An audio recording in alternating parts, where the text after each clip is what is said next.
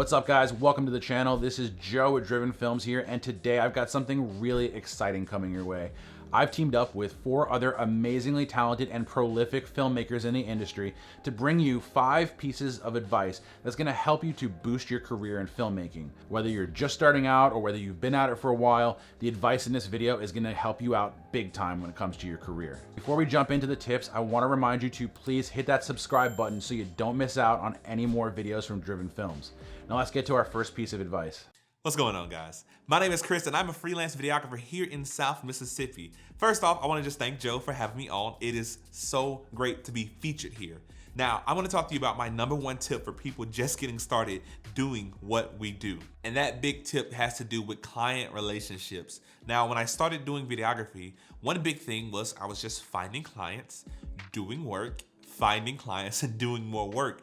But it wasn't until I started building a relationship with my clients that I was able to charge more and do more with the people I interacted with. So as a freelance videographer, one of the big things you have to do is find work. So how I find work is by building relationships with clients that have other clients. So what I do is I look for people who are graphic design agencies, who are places that serve other people, and those people need my services. So what I've done recently is I partnered with a design agency and their clients want video work, but that design agency doesn't have the resources to offer.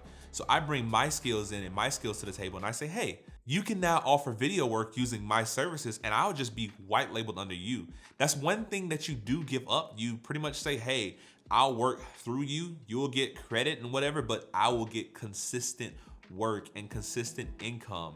And because you bring yourself to these design agencies, usually they have budgets set in place that you can tap into. So because you started off by building a relationship with an agency, you can now charge what you want to and have your work valued because it's something that they can't do without you. And just by coming in as a freelance videographer, recently, I've been able to raise my prices from something like $500 for a video to like $4,000 for a video because I've taken time to set in place that relationship, and now they see me as essential. Now the work that they do and the stuff that they give their clients, they're like, hey, we need to have Chris on. So yeah, that's my #1 tip. Build relationships with your clients, get close, be transparent, and do great work, and you'll be valued.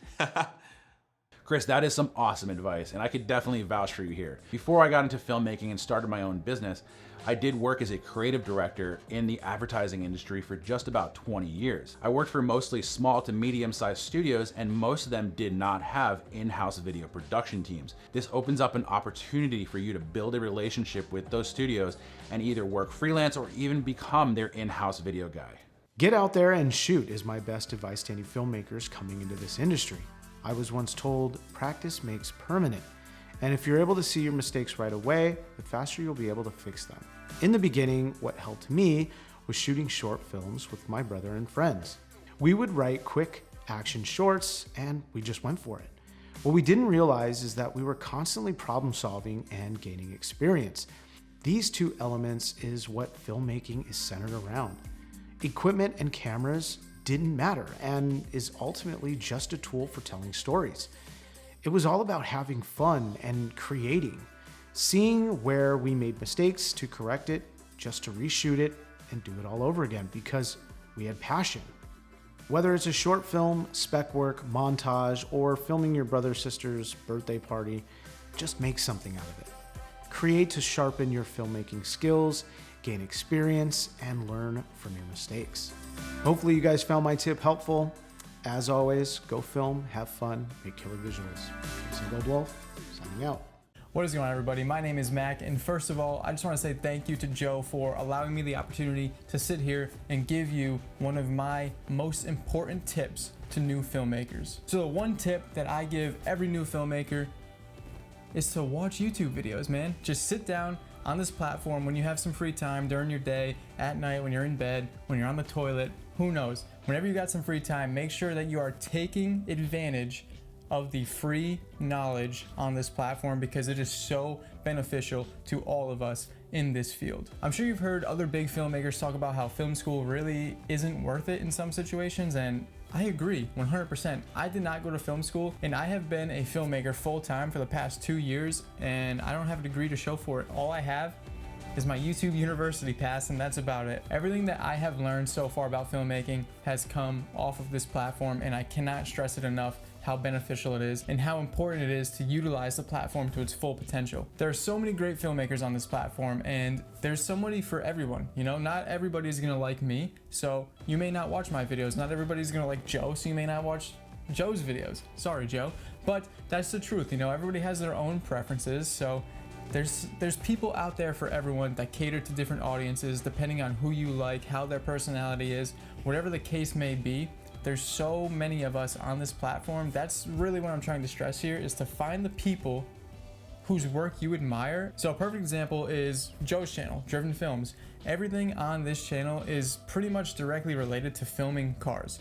If you want to film cars and you can see yourself filming cars 2, 3, 4, 5 years down the line and making this your living, make sure that you are subscribing to all of the car filmmakers on YouTube. Make sure that you're following them on Instagram, and most importantly, make sure that you keep interacting on all of their posts. So when Joe posts a video or he posts on Instagram or whatever the case is, make sure that you're commenting, liking, kind of gassing him up a little bit, because Joe is gonna see you posting and commenting over and over and just showing him support, and then he's going to be more likely to give you one-on-one advice in a DM or a private message later down the road. So that's probably the most important thing I can say is, you know, utilize this platform to its full potential. Find the people whose work you admire and you can see yourself doing, and building a relationship with these people who you just followed, because over time they will notice the people who comment and gas them up and support them, and they'll be more likely to give you one-on-one advice when you ask for it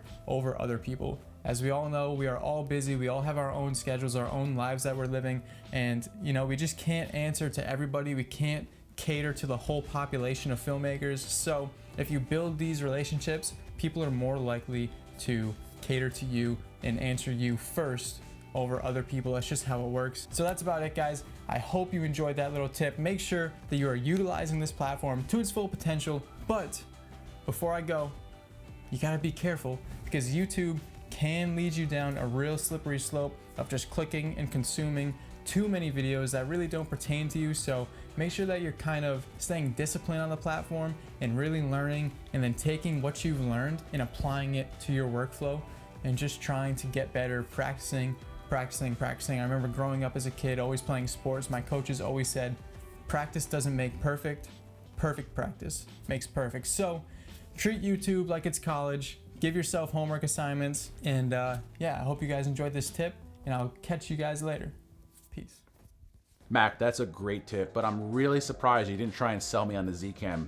Now, like Mac said, it's important for you to connect with other creators within your niche, whether it's automotive filmmaking, documentary, music videos, or full-on commercial production. Seeing as there's more than enough work to go around for all of us, you need to look at those other creators within your niche as a resource and not competition. Hey guys, how's it going? My name is Anthony Purcell, also known as Halcyon. I'm an automotive photographer, cinematographer, and editor based out of the New York City metro area. I have just about 5.5 years of full-time freelance / production company owning experience at this point, so when Joe hit me up to offer you guys some tips, I thought you could learn a little bit from my mistakes. Now, when it comes to making a career out of any creative field, there's a lot that goes beyond just the physical work. All of these tips apply whether you are operating as a freelancer or you're operating as an LLC, S Corp, or anything in between. First things first, let's start with accounting. Get yourself a separate check account, even if you're a freelancer and you can't get a business checking account. As you earn income from this profession, put it in the business dedicated account and pull your salary out monthly. This will help you keep track of personal and business expenses. Speaking of which, get yourself some type of bookkeeping platform, whether it's online or software based. Also, when it comes to accounting, now that you're working for yourself, whether you're a freelancer or you own a business, think of taxes. Taxes are so important. Save all of your receipts, because everything's pretty much a write-off at this point. Anything you use to invest into your business, to grow your business, to get more income, is basically a business expense, and it's all tax deductible. On the topic of gear, something you need to consider is insurance. You'll want insurance for a few reasons, but two major ones being for yourself and for your clients. You'll want insurance for your gear, that way if it gets stolen or it breaks, you're not totally paying for everything out of your own pocket. Say you're shooting at a dealership and your tripod falls over and scratches an $80,000 car, that would suck to pay for out of pocket. And with insurance, you'd only pay the deductible and the rest being paid out by them either to yourself or to your client in as timely a manner as possible. Moving on to our next topic is kind of the legal side of things.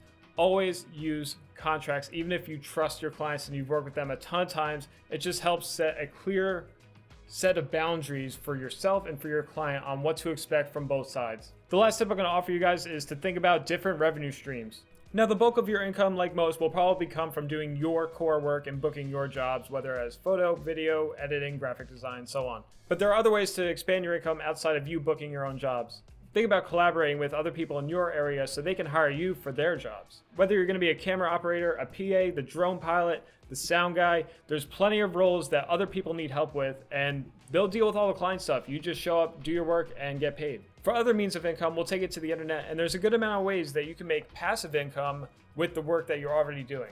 The first one being stock footage. Whether it's footage you've already shot, or you can go on any site like Pond5, Video Blocks, VideoHive, see what's on there for stock footage, go out and shoot your own brand new stock footage, put it on the internet, and these sites will pay out a cut anytime someone downloads your clip. Along the lines of that is licensing. So when you're putting your footage on places like YouTube, think about your keywords and your tags, because often enough there'll be TV shows, streaming services, or documentaries looking for footage to run to B-roll that they can't find anywhere else, or they're looking for a very specific niche.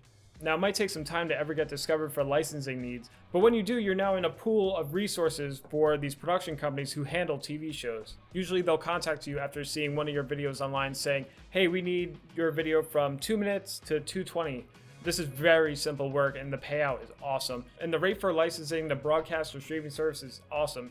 Typically $35 to $75 per second.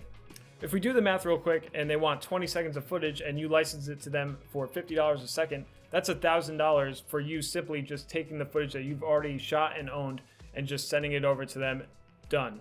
As you grow your business and your social channels, people will want to know what you're using for gear, and Amazon is great for that. You link all of your gear with your affiliate link, and anytime someone makes a purchase using your links, part of that sale will go to you.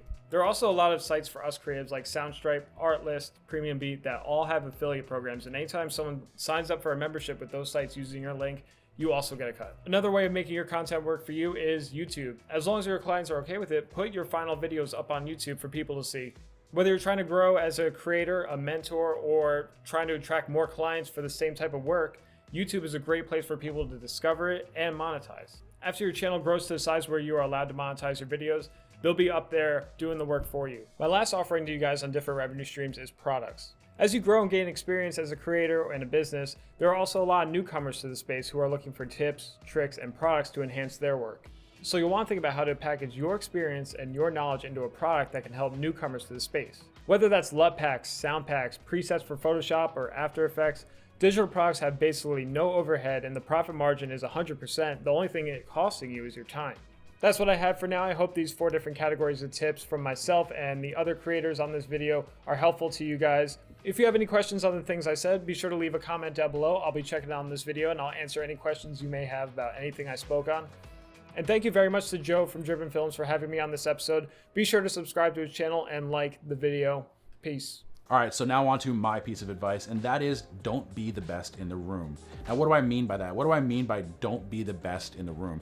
That means surround yourself with other talented individuals when on a job, whether it's the circle of friends you hang out with, whether it's the people you hire. Especially when starting off in your career, it's important for you to surround yourself with people who are better than you. When you're alone and when it's just you working somewhere, or when you're the best person there, you're not learning from everyone. The filmmaking and creative industries are the type of industries where you don't just learn how to do it and then just coast for the rest of your career. There's always new software coming out. There's always new equipment, new techniques, and it's always changing. So you always need to be learning.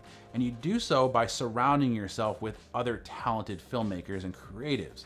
Heck, I'm 38 years old, and even though I own my own business, I still try my best to surround myself with people who are more talented than I am, or who know more than me, just so that I could learn and continually grow as a filmmaker and a creative.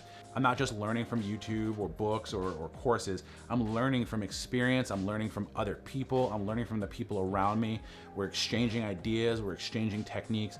Just because a job has great benefits and you get paid pretty well and you have some job security and you're comfortable there, doesn't mean that it is the right place for you. Now, I'm not telling you to quit your job, but I am telling you that if you are the best in the room, try and get out of that room, or at least try your best to surround yourself with other creators, at least outside of the job, so that you could learn from them and grow. So when you take those 5 tips and you combine them, what you're doing is you're learning while watching, learning while practicing, and then you're learning from others. Then you're taking what you've learned and applying it and making money with it. You're creating revenue streams, you're making client relationships, you're starting a YouTube channel or your own business.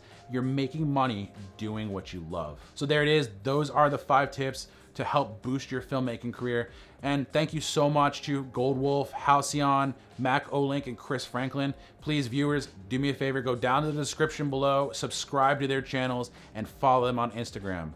Now, speaking of subscribing, do me a favor, hit that sub button right there, tap the bell icon next to it so you don't miss out on another video. Until next time, take care.